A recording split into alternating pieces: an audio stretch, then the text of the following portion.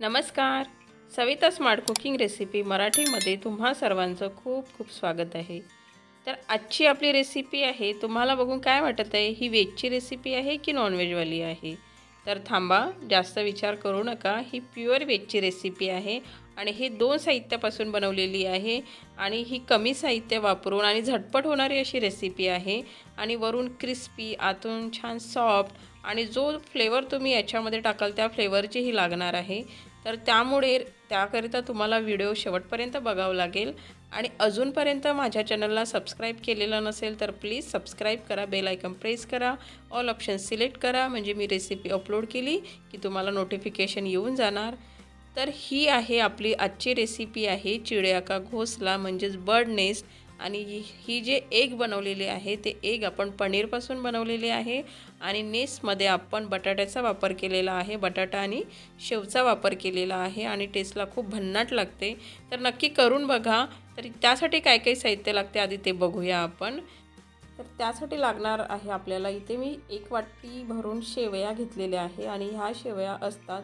जर तुमच्याकडे या शेवया नसतील तर आणि ह्या शेवया थोड्या पातळवाल्याच घ्यायच्या, खूप जाडवाल्या नाही घ्यायच्या. आणि जर घरच्या पण असतील बारीक शेवया तर त्या पण तुम्ही घेऊ शकता गव्हाच्या पिठाच्या. तर इथे मी 1 वाटी घेतलेली आहे. त्यानंतर मी 1 बटाटा मोठावाला त्याला बॉईल करून घेतलेला आहे आणि आपण त्याला नंतर स्मॅश करायचं आहे. त्यानंतर मी इथे चाट मसाला घेतलेला आहे, कारण आपल्याला चटपटं करायचं असल्यामुळे मी इथे चाट मसाला घेतलेला आहे. त्यानंतर मी अर्धा चम्मचपेक्षा कमी आणि अर्धा चम्मचपेक्षा धना पावडर कमी आणि जिरा पण कमी घेतलेला आहे. नंतर 10 लसूणच्या पाकळ्या त्याला ठेचून घेतलेला आहे. हळद अर्धा चम्मच लागणार, तिखट मी 2 चम्मच टाकणार आहे. त्यानंतर मी पाऊण चम्मच मीठ टाकणार आहे आणि त्यानंतर मी इथे कॉर्नफ्लॉवर घेतलेला आहे. कॉर्नफ्लॉवर आपल्याला डस्टिंग करायला लागणार आहे आणि त्यानंतर मी इथे पाऊण वाटी तांदळाचं पीठ घेतलेलं आहे आणि त्यानंतर यामध्ये मी पनीर आपल्याला एग बनवण्यासाठी पनीर घेतलेला आहे. तर 1 वाटी जवळपास हा पनीर आहे आणि तांदळाचं पीठ नसेल तर तुम्ही मैदा पण घेऊ शकता, कॉर्नफ्लॉवरच्या ऐवजी पण तुम्ही मैदा घेऊ शकता. त्यानंतर मी कोथिंबीर घेतलेला आहे, कांदा, हिरवा कांदा, त्यानंतर सोप घेतलेला आहे, अर्धा चम्मचपेक्षा कमी जिरा घेतलेला आहे आणि अर्धा चम्मच मी काळे मिरे पूड घेतलेली आहे. काळे मिरेला त्याला बारीक करून घेतलेलं आहे आणि त्यानंतर आपल्याला तेल लागणार आहे फोडणीकरिता. तर आपल्याला हे सामान लागणार आहे. तर सुरुवातीला काय करायचं, आपण जो 1 बटाटा घेतलेला होता तो स्मॅश करून घ्यायचा आहे. तर अशी किसणीने करून घेतलं की तो त्याच्या गुठळ्या राहत नाही आणि लवकर स्मॅश होऊन जातो. तर तुम्ही बघू शकता आपला बटाटा आता स्मॅश झालेला आहे. तर आता आपण याला फोडणी टाकून घ्यायचं आहे. हवं तर तुम्ही हा कच्चा पण ठेवू शकता, पण आपण मसाले टाकत असल्यामुळे त्याचा कच्चा पण कमी करण्यासाठी मी त्याला शिजवून घेत आहे. तर आधी मी इथे 1 चम्मच तेल टाकून घेते पॅनमध्ये. त्यानंतर आपण तेल गरम झाला की यामध्ये जिरा अर्धा चम्मचपेक्षा कमी आहे तो मी टाकून घेत आहे. जिरा तळतळायला लागला की आपण अर्धा पाऊण वाटी हिरवा कांदा घेतलेला होता तो टाकून घ्यायचा आहे. कांद्याला थोडंसं आपण हलवून घेऊया. त्यानंतर यामध्ये मी आता टाकत आहे आपण जो 10 मी लसूणच्या पाकळ्या, त्याला खूप पेस्ट नाही केली आहे, ठेचूनच त्याचं मिश्रण केलेलं आहे, तो टाकून घ्यायचा आहे. तर लसूण आधी थोडंसं आपण शिजू देऊया, नाहीतर त्याचा कच्चा फ्लेवर लागणार. त्यानंतर आपण यामध्ये टाकणार आहोत 2 चम्मच मी यामध्ये चिली पावडर ॲड करत आहे. तुम्ही हवं तर बारीक मिरचीची त्याला क्रश करून किंवा त्याची पेस्ट पण टाकू शकता.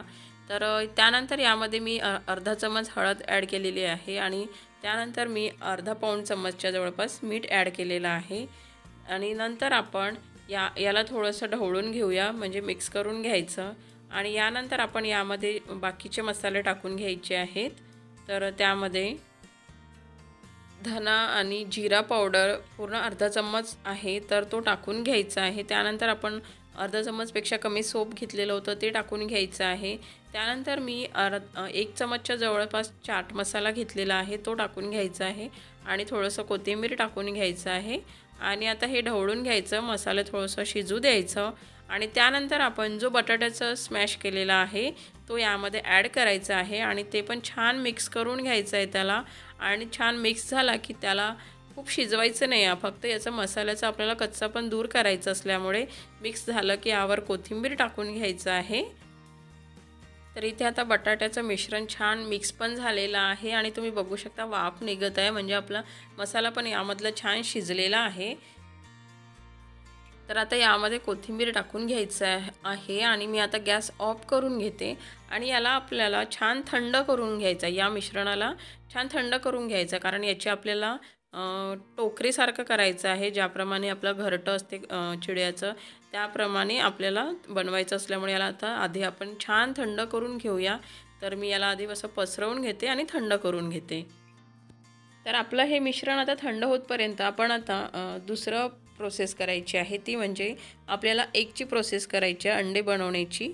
तर मी इथे आता पनीर घेतलेलं आहे, त्याला छान किसणीने बारीक करून घेते आणि त्यानंतर आपल्याला याला छान प्रेशर देऊन याला मळून घ्यायचं आहे। जसं आपला कणकीचा गोळा असतो त्याप्रमाणे त्यासारखं आपल्याला याचं सारण करायचं असल्यामुळे मी आता याला किसणीने किसून घेतलेलं आहे आणि किसणीने किसून घेतल्यामुळे काय होते, ते लवकर गोळा होतो त्याचा।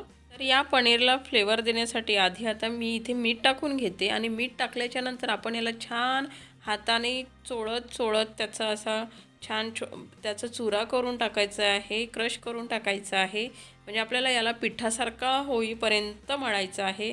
तर इथे थोडंसं तुम्हाला हाताला प्रेशर द्यावं लागणार आणि थोडं जास्त वेळ याला सॉफ्ट करावं लागणार आहे। आणि कधी कसं पनीर जर फ्रेश असेल तर लवकर होते आणि जर पनीर 1-2 दिवसाचं असेल, शिळा असेल, तर त्याला वेळ लागते।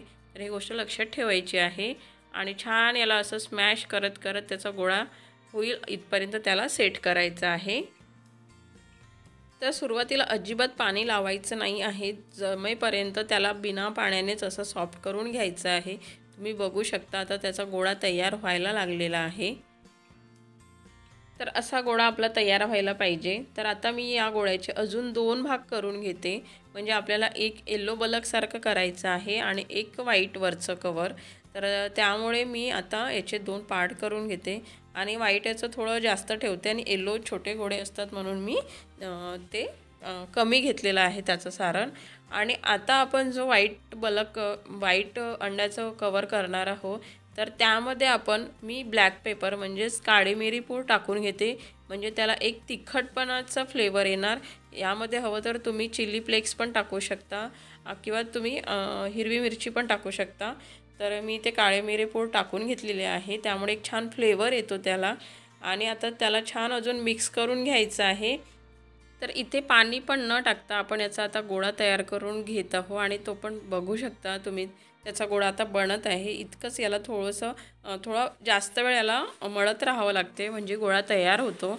आणि आता आपण याला 10 मिनटं सेट व्हायला ठेवून द्यायचं आहे, कारण पनीरचेच करायचे असल्यामुळे आपल्याला त्याचं राऊंड शेप यायला हवं, त्यामुळे मी याला 10 मिनटं सेट करायला ठेवून देते।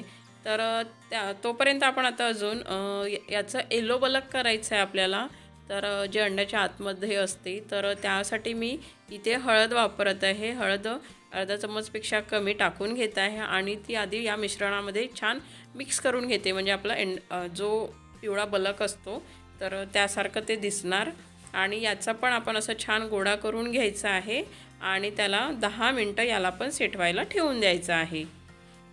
तर तुम्ही बघू शकता मी छोटासा गोळा आधी बनवून बघितला आहे, तर तो गोळा तयार होत आहे।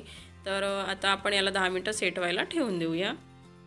10 मिनटानंतर तुम्ही बघू शकता आपलं जे व्हाईटवालं वरचं कवर करायचं होतं त्याचं मिश्रण आता छान सॉफ्ट झालेलं आहे। तर मी आधी त्याला थोडंसं पुन्हा सेट करून घेते आणि त्यानंतर आपण याला बाजूला ठेवून देऊ आणि आधी आपण आता येलो बलक तयार करून घ्यायचं आहे, त्यामुळे मी यावर थोडंसं पाण्याचे 2-3 शिंतोडे मारत आहे, खूप नाही पाणी टाकत आहे, 2-3 शिंतोडे मारून घेते आणि आता मी येलो बल्ब छोटे छोटे गोळे तयार करून घेते। आणि हा आतमध्येच आपल्याला टाकायचं असल्यामुळे व्हाईट कलरच्या, त्यामुळे हा थोडा याचा गोळा जो आहे तो छोटासाच पाहिजे। तुम्ही बघू शकता मी खूप कमी घेतलेला आहे आणि आता त्याला छान आपण राऊंड शेप द्यायचा आहे आणि याच पद्धतीचे मी संपूर्ण असे गोळे तयार करून घेते।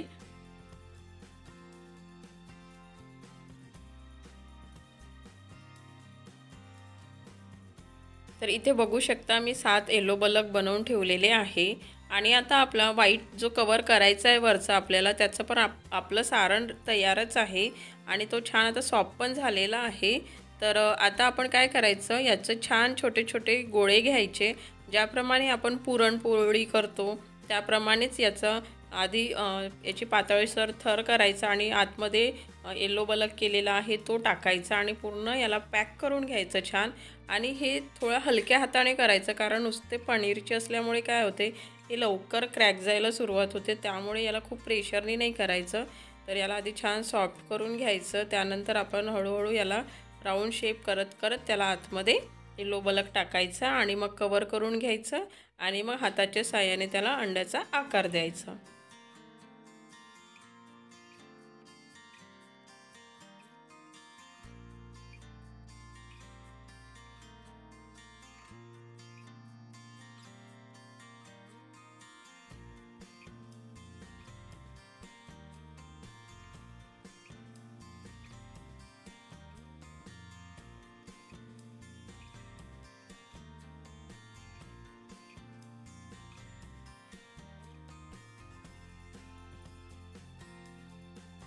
याप्रमाणेच आपण सर्व अंडी तयार करणार आहोत आणि झालेली अंडी अशी छान झाकून ठेवायची आहे कारण वरून लवकर क्रॅक जाऊ शकते, तर त्यामुळे छान झाकून ठेवायचं आणि याच पद्धतीने पूर्ण अंडी बनवून घ्यायची आहेत।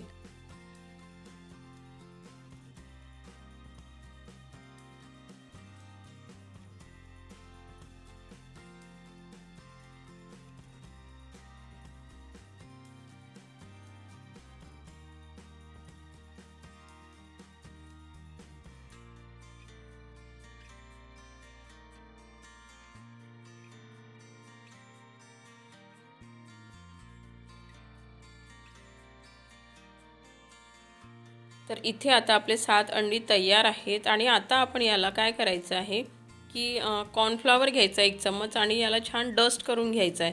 त्यामुळे काय होते, जो कलर आहे अंडीचा आता व्हाईट तोच राहतो आणि त्याला कोटिंग पण येते, तळताना ते फुटणार पण नाहीत। तर त्यामुळे आपण याला छान वरून असं पूर्ण डस्ट करून घ्यायचं आहे। तर सगळ्या अंडीला असंच लावून घ्यायचं आहे। तर इथे सर्व अंडीला मी कॉर्नफ्लॉवर वरून लावून घेतलेला आहे आणि आता आपण याला बाजूला ठेवून देऊ। आता आपण आपले अंडी पण तयार आहे तळण्यासाठी।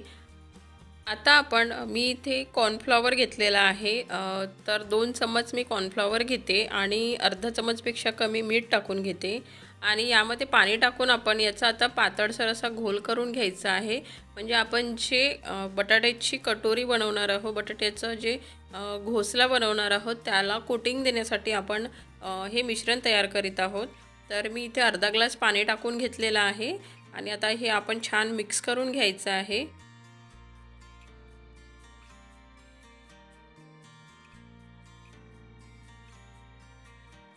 तर आपलं हे मिश्रण आता तयार आहे। खूप पातळ पण नाही आणि खूप जाड पण नाही ठेवायचं।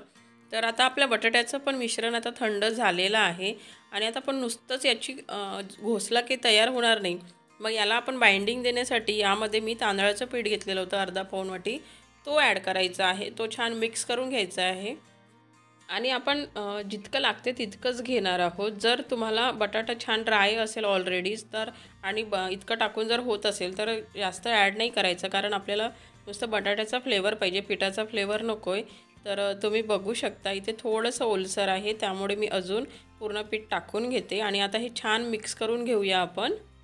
तर इथे बघू शकता आपलं छान बटाट्याचं मिश्रण झालेलं आहे, त्याचा एक गोळा पण तयार होत आहे आता। तर आता आपण याचा छोटा गोळा घ्यायचा आहे, जितकं तुम्हाला त्याचं घरटं बनवायचं आहे तितकं घ्यायचं आणि आता त्याला असं आधी राऊंड शेप द्यायचं, म्हणजे एक जसं टोकरी असते वाटी असते त्याप्रमाणे याला शेप द्यायचा आहे। आणि जर हाताला चिपकत असेल तर आपण जे तांदळाचं पीठ ठेवलेलं होतं थोडंसं ते टाकून घ्यायचं, म्हणजे लावत जायचं आहे आणि याचा असा शेप द्यायचा आहे, तुम्ही बघू शकता।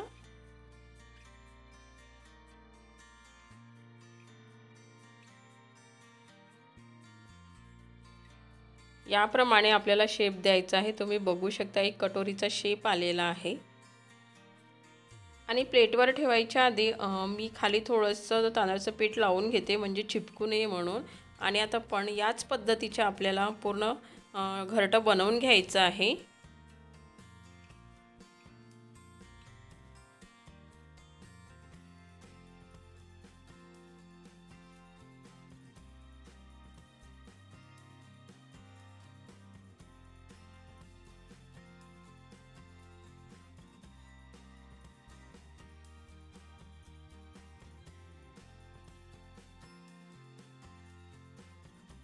तर इथे मी 4 घरटं बनवून घेतलेलं आहे आपल्या बटाट्याचं। तर आता आपलं जे कॉर्नफ्लॉवरचं आपण डीप करून ठेवलेलं होतं ते पण आपलं रेडी आहे। तर आता आपण याला ही जी घरटं बनवलेलं आहे त्याला या कॉर्नफ्लॉवरच्या डीपमध्ये मिक्स करायचं आहे आणि थोडं ढवळून घ्यायचं, कारण कॉर्नफ्लॉवर हा खाली जाऊन लवकर बसतो। तर आता याला छान यामध्ये डीप करून घ्यायचं, तेव्हाच आपण जे शेवया घेतलेल्या आहे त्या याला चिपकून जातात। तर ही प्रोसेस करणं खूप महत्त्वाची आहे, कारण जर तुम्ही या कॉर्नफ्लॉवरच्या पाण्यात त्याला डीप केलंच नाही तर शेवया पूर्णपणे चिपकणार नाही। आणि आता आपण याला छान शेवया आजूबाजूने लावून घ्यायचे आहे, त्यामुळे काय होते आपल्या घरट्याचं लुक छान येते आणि ते टेस्टी पण लागतात क्रिस्पी झाल्यानंतर। तर आता याला आपण पलटून पण घेऊया आणि बॅक साईडला पण छान याला लावून घ्यायचं आहे। तुम्ही बघू शकता ऑलरेडी बरेच चिपकलेले आहे आणि असं आता छान लावून घ्यायचं, सगळीकडे आल्या पाहिजे। तर या पद्धतीनेच आपण सर्व घरट्याला शेवया लावून घ्यायच्या, सर्व घरटे तयार करून घ्यायचे आहेत। आणि हे घरटं तयार करत असतानाच मी गॅसवर एका बाजूला तेल गरम व्हायला ठेवलेलं होतं आणि आता तुम्ही बघू शकता घरटे पण तयार आहे आणि आपले अंडे पण तयार झालेली आहेत। आणि मी कढईमध्ये तेल गरम करायला ठेवलेलं तो पण आता गरम झालेला आहे। तर तेल खूप लो पण नको आणि खूप हाय फ्लेमचं गरम पण नको, तर मीडियम फ्लेमवरच याला तळून घ्यायचं आहे। तुम्ही बघू शकता कलर पण किती छान आलेला आहे आणि वरून किती क्रिस्पी आहे। तर याला पलटवून नाही शिजवायचं आहे, याला एकाच बाजूने छान शिजू द्यायचं आहे आणि शिजली की मग याला काढून घ्यायचं आहे। तर तुम्ही बघू शकता किती छान गोल्डन कलर असा आलेला आहे आणि आता आपण याच पद्धतीने सर्व घरटे तळून घ्यायचे आहेत। तर आपले घरटे तळून झाल्याच्या नंतर आपण आता जे केलेले होते ते पण तळून घ्यायचे आहेत आणि ते छान त्याचा कलर चेंज होणार नाही इतपत तळून घ्यायचं आहे। तर या पद्धतीचे तळून घ्यायचे आहे, बघू शकता तुम्ही ओरिजिनल अंड्यासारखेच दिसत आहेत। तर आता हे इथे आपले अंडे तळून झालेले आहेत, आता मी यांना बाहेर काढून घेते।